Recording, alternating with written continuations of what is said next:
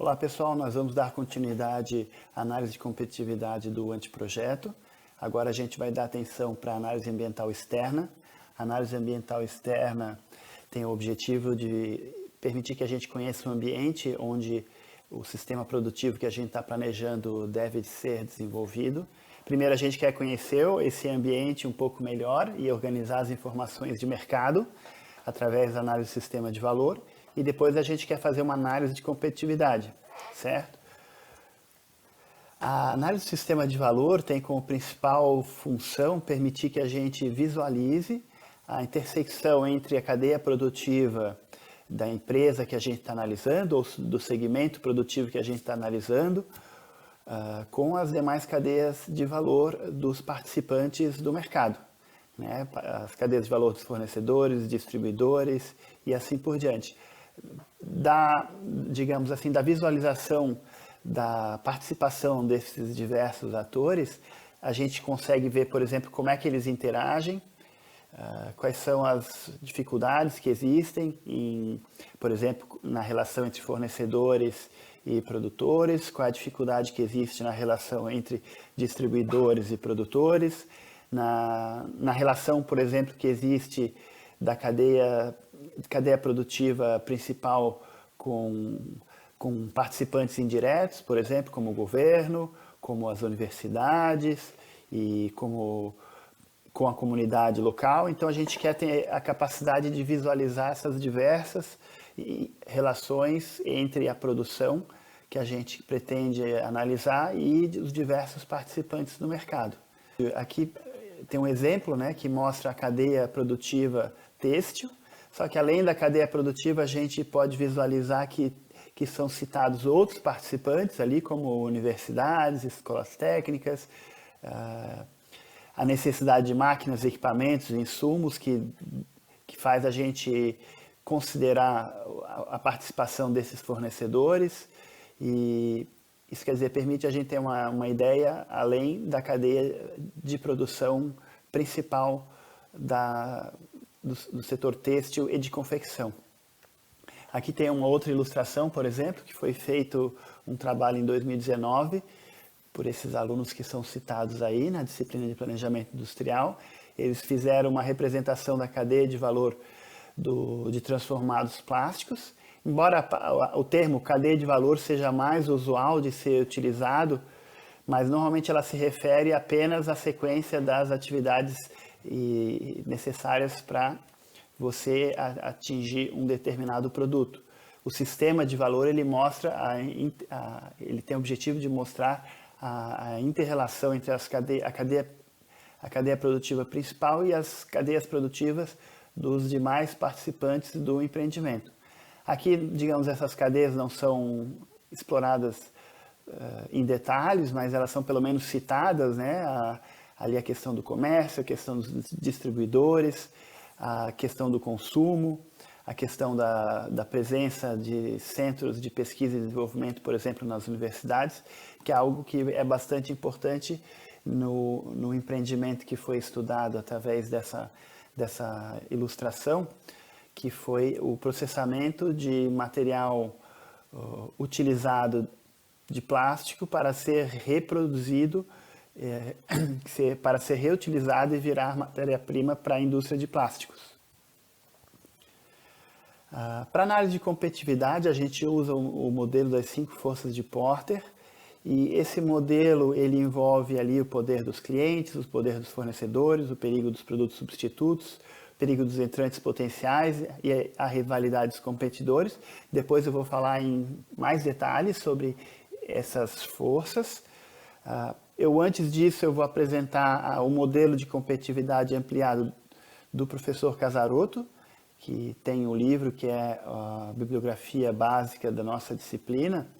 Então, nesse modelo ampliado, além dos 5 fatores principais ali, que ele chama de fatores diretos, né? Ele bota ainda fatores indiretos e fatores de suporte. Como a gente pode ver, existem participantes que normalmente podem ser muito importantes para a maior parte das indústrias, como, por exemplo, fatores governamentais. Então, a gente está num país e num mundo que normalmente é regulado por atores externos. Então, normalmente esses atores são relacionados aos governos. A gente tem também fatores ligados aí a questões culturais e demográficas que têm uma pressão sobre a competição. Fatores tecnológicos, então nós estamos num momento do mundo aí de amplo desenvolvimento tecnológico e isso acaba tendo uma influência muito forte sobre o mercado, além de fatores econômicos, fatores de mercado, fatores de infraestrutura e vínculo regional, certo? O modelo original de Porter, ele analisa a ameaça de cada um desses fatores sobre o empreendimento, né? Então, os fatores indiretos e diretos podem representar tanto ameaças como oportunidades. A gente pode ver que ali nos slides faltou colocar os fatores diretos, né? Foi repetido os fatores indiretos. No modelo do professor Casarotto, o termo ameaça ele é substituído pela palavra relação. Então, na verdade, essa visão do professor Casarotto é da gente conseguir visualizar esses diversos participantes que eventualmente exercem força ou pressão sobre a competitividade como possíveis participantes de uma relação que pode trazer benefícios na hora de montar o negócio, certo? Então, isso enfatiza a possibilidade de a gente ter parcerias com os stakeholders, né, que são as partes interessadas. A análise detalhada do sistema formado por todos esses fatores é o que permite a gente conhecer as oportunidades e ameaças dos diversos nichos, ou em vez de nichos, você pode simplesmente modificar ali, substituir por segmentos de mercado disponíveis para que a empresa atue. Então, nós queremos analisar os diversos segmentos de mercado, verificar nesses segmentos de mercado onde a resultante dessas forças, onde a possibilidade de cooperação com esses atores é melhor para a gente modelar um negócio com mais chance dele ser competitivo. Com relação à força dos clientes, né? Então a ameaça ou a relação que se pode ter com os clientes está relacionado, em geral, com o poder de barganha deles e com o comportamento, com os seus comportamentos de consumo. Aqui dentro daquela nossa ótica que nós estamos tentando analisar diferentes segmentos de mercado para verificar onde há mais oportunidades, então se houver segmentos de mercado com diferentes concentrações de clientes e diferentes concentrações de concorrentes ofertando nesses segmentos de mercado, digamos, a capacidade que esses clientes têm de barganhar preços, de barganhar características de atendimento e assim por diante, pode modificar.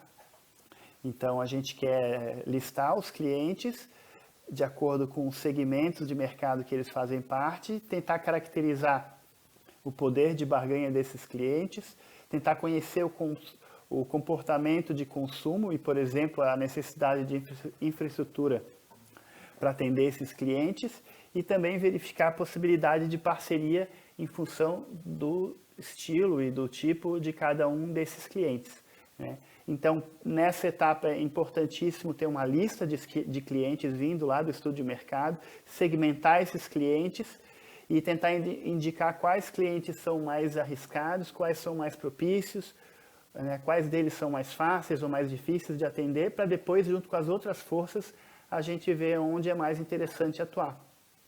Aqui eu gosto desse exemplo, por exemplo, para diversos produtos que são produtos alimentícios, como por exemplo uma fábrica de queijos, normalmente os clientes podem ser separados aí entre pessoas jurídicas e pessoas físicas.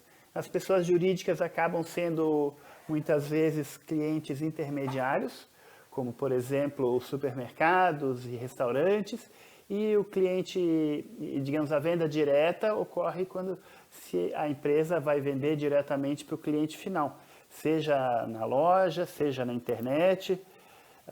Então, por exemplo, se nós compararmos essas diferentes formas de atuação, a gente já vê bastante diferenças. Então, o supermercado, normalmente, tu consegue vender em grandes volumes, a marca vai ser reconhecida pelo cliente, porque o teu produto vai estar lá na gôndola e o seu nome vai ser conhecido por diversos clientes. Muitas vezes os supermercados trabalham em redes, então você fornece para um supermercado, o teu produto vai atingir toda a rede, por exemplo, no estado ou no país até. Te permite trabalhar com diversidade de produtos, que em geral essas empresas, né, os supermercados querem ter diversidade de produtos para ofertar para os seus clientes. Por outro lado, principalmente se forem redes grandes, né, você vai ter mais burocracia de se cadastrar como um ofertante naquele supermercado.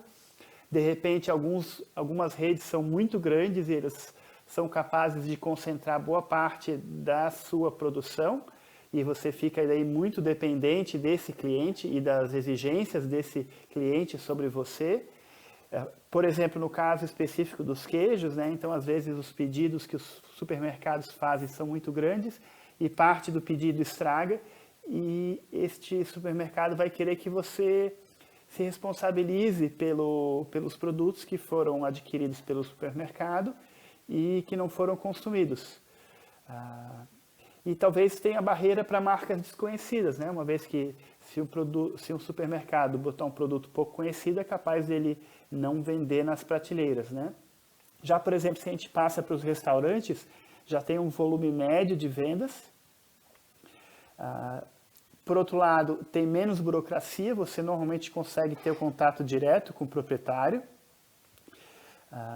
Vai ter um número médio de clientes, né? Então, se for ver, né, supermercados que consomem queijos em uma região, você vai encontrar diversos clientes, mas também não é algo tão pulverizado, por exemplo, como usuários finais domésticos.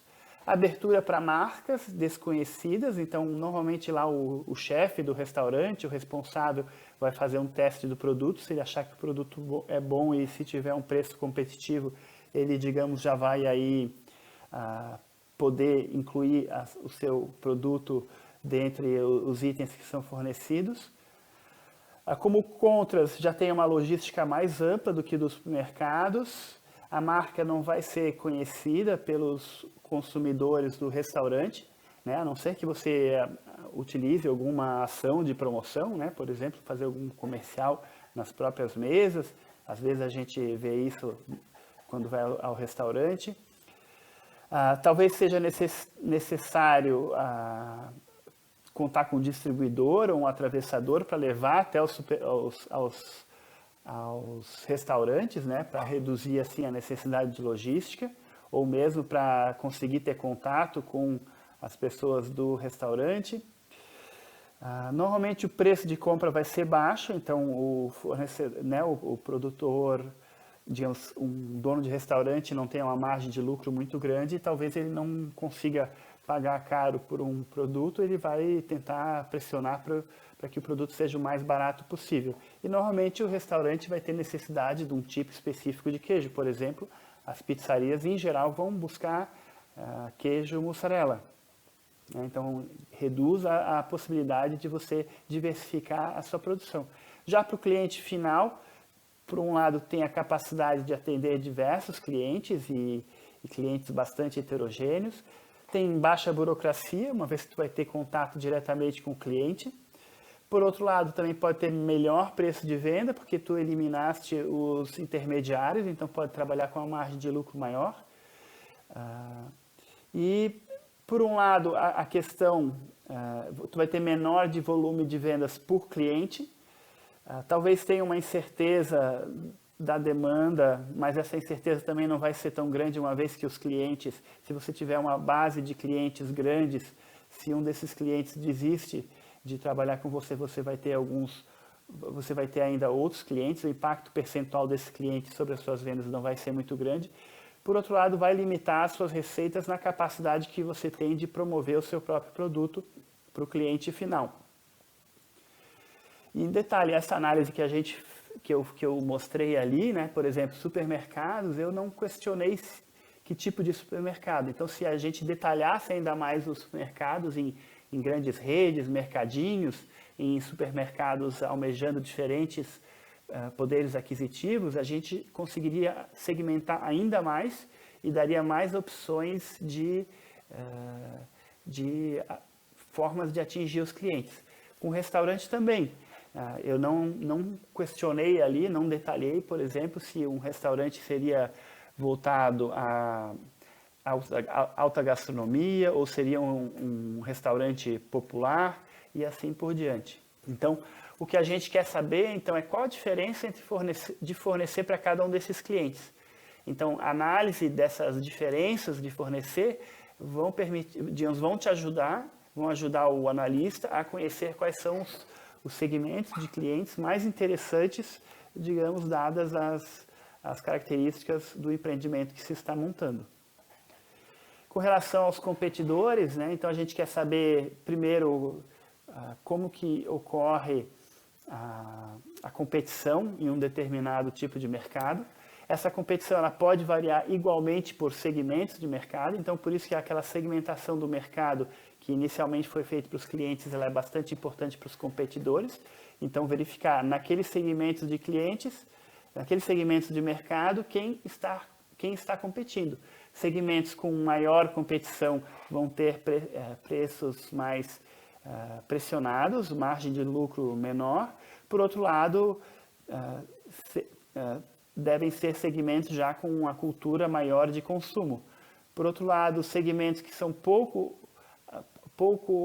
que tem pouca oferta, de repente, por um lado, tem uma vantagem de ter poucos competidores, por outro lado, também significa que a empresa teria mais trabalho em desenvolver o mercado.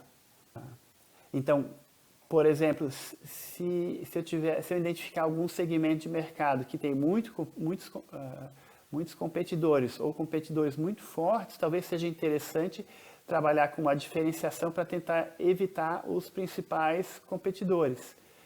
Por outro lado, também muitas vezes há possibilidade de cooperação. Então, alguns nichos de mercado, os competidores, eles são mais abertos à cooperação. Qual que é a vantagem de cooperar com os competidores?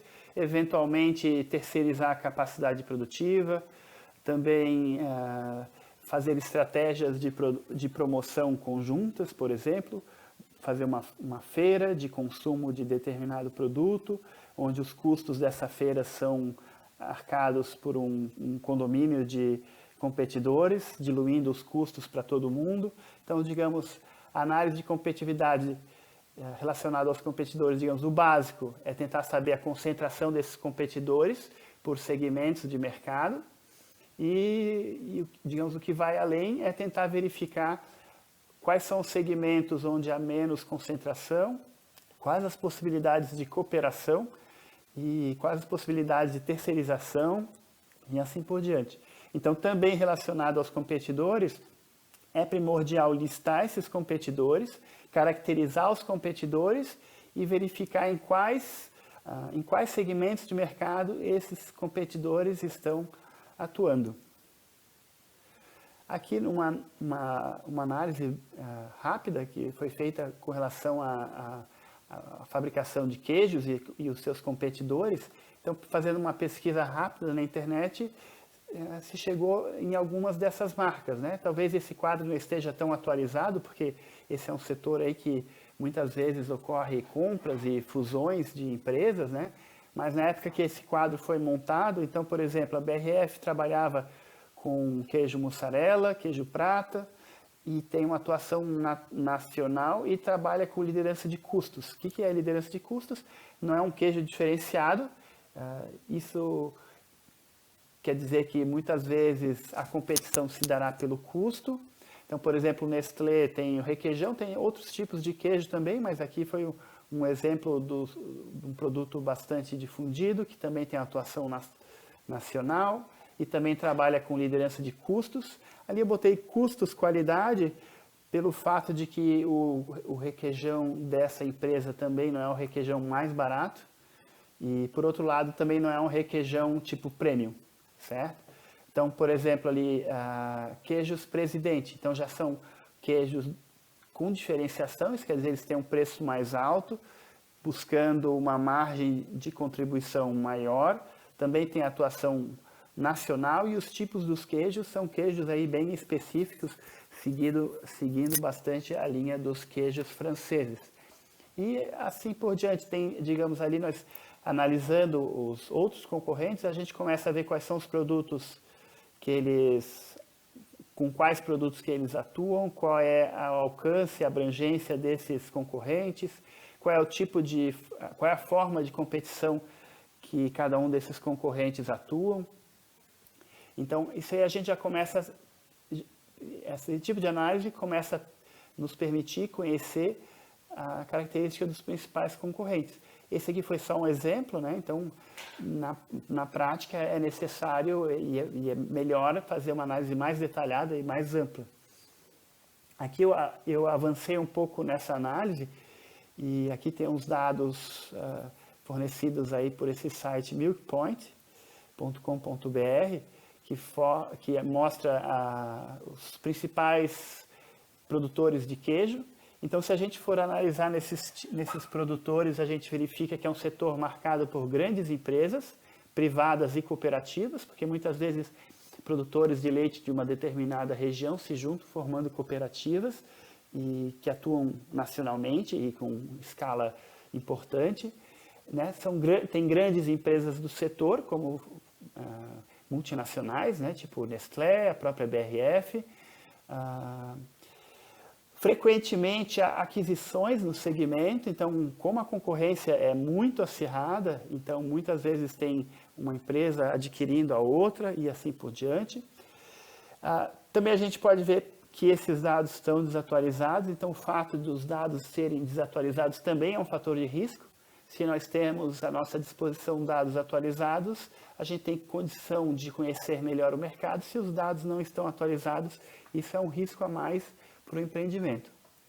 Então, as cooperativas são uma forma que pequenos empreendedores conseguem concorrer com grandes empresas. Então, por exemplo, se um produtor de leite fosse tentar sozinho produzir seu queijo e concorrer no mercado, ele teria muita dificuldade, mas, por exemplo, ele se juntando com outros produtores, formando uma cooperativa e com a escala adquirida ao formar a cooperativa, e com a formalização das cooperativas, eles conseguem muitas vezes atuar de uma maneira importante com grandes produtores nacionais e até internacionais.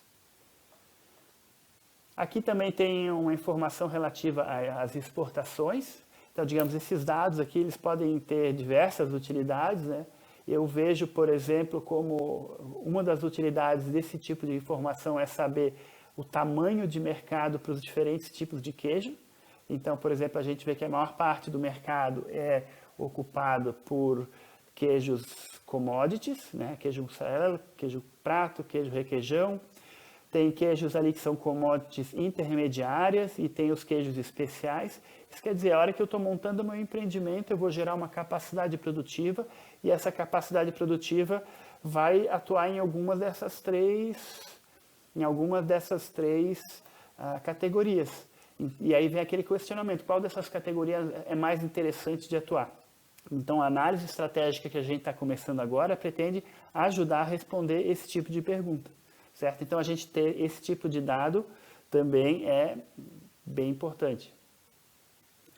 Com relação aos fornecedores, então, uma coisa importante é a gente saber quais são os clientes e a sua segmentação de mercado, quais são os concorrentes e conhecer quais produtos esses concorrentes fornecem para cada segmento de mercado, para conseguir conhecer, digamos aí, a concentração de competidores e assim por diante.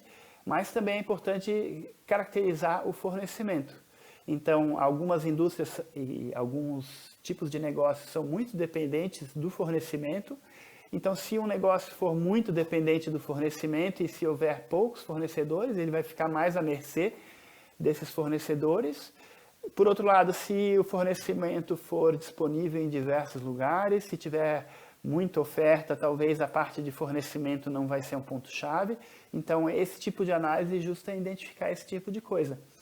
Então, assim como nós listamos os clientes, nós listamos os concorrentes, nós também queremos listar quais são os fornecedores disponíveis e verificar em quais nichos de mercado, para que tipo de produto esses fornecedores são adequados. Então, a gente também quer verificar a incidência desses fornecedores nos segmentos de mercado.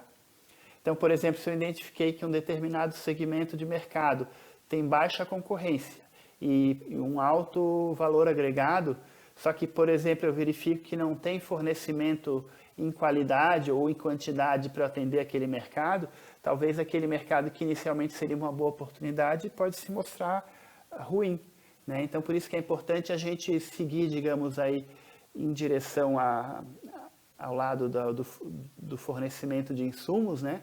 Para verificar cada segmento de mercado, cada nicho de mercado, se eles são propícios ou não. Então, por exemplo, com relação à produção de leite, né? Então, esse mapa aqui também encontrado ali no site Milk Point, mostra que a maior parte dos produtores de leite estão na região sul e sudeste. Nas demais regiões, em termos de volume, tem menos produtores. Então a gente vê que o leite é um fenômeno aí micro-regional, então ele é concentrado em algumas regiões. E nós temos propriedades tanto de subsistência, pequenos produtores que vão entregar o leite em cooperativas da região, quanto grandes produtores que produzem uma quantidade enorme de produto. Então, mais adiante, na nossa disciplina, a gente vai ter um estudo de localização. Então, por exemplo, a disponibilidade de fornecedores de leite também vai ser primordial para a localização do empreendimento. E se eu determinar, se então eu quero atuar em determinado segmento de mercado, em uma determinada região, a disponibilidade de fornecedores nessa região pode ser primordial para eu conseguir ter essa estratégia ou não. Além dos fornecedores, dos clientes e dos concorrentes, ainda tem duas forças que eu dei uma resumida aqui para não se estender muito: a ameaça de produtos substitutos e o potencial de novos entrantes, que são duas forças que podem atuar para roubar market share. Então, os novos entrantes, então quanto mais empresas atuarem num determinado segmento, maior vai ser a divisão do bolo entre os diversos participantes. E se eu estou oferecendo um produto que ele é facilmente substituído por diversos outros produtos, então também a fatia de mercado está sujeita à concorrência, não uma concorrência direta do mesmo produto, mas concorrência para outros produtos. Um exemplo de produtos substitutos eu acho bem interessante na área de presentes. Então, uma empresa, por exemplo, que atua na venda de chocolates para presente, essa empresa vai estar concorrendo talvez com o fabricante de vinho, porque essa pessoa eventualmente dá uma caixa de chocolate ou dá uma garrafa de vinho. Hoje em dia, com as cervejas artesanais também, estas cervejas também acabam sendo uma oportunidade de presente, e concorre ainda com diversos outros itens que podem ser dados como presente. Então, são exemplos de produtos substitutos que acabam tendo uma influência importante na concorrência. E os novos entrantes, né, o potencial para novos entrantes, se for um tipo de empreendimento que está na moda e que é fácil de novos participantes entrarem, de repente uma vantagem inicial que se teria por ser um segmento pouco explorado, e em poucos anos pode estar repleto de concorrentes e ter também a capacidade de precificação limitada, capacidade de ampliar o market share também limitada. Uma das formas de coletar dados sobre, por exemplo, o potencial de novos entrantes é pesquisando, por exemplo, na internet, esses principais concorrentes e verificando há quanto tempo que eles estão no mercado, né? Então, se nós verificarmos que há muitos concorrentes novos, significa que o mercado está aberto para novos entrantes. Se nós verificarmos que a idade média, que a idade dos concorrentes é grande, né? Se são concorrentes antigos e há poucos concorrentes novos, talvez isso signifique que tem alguma barreira para novos entrantes que talvez a gente ainda não tenha conseguido identificar. Então, assim, o resultado da análise ambiental externa, nós queremos ter aí uma lista de uma série de itens ali, né? Uma lista dos principais clientes, segmentados no mercado, uma lista dos principais concorrentes informando aí em quais segmentos de mercado esses concorrentes atuam, uma lista com as principais opções de fornecimento, né, tanto relacionado à escala de fornecimento, quanto à qualidade de fornecimento, quanto a formas de pagamento e outros detalhes operacionais, uma lista de produtos substitutos com suas características.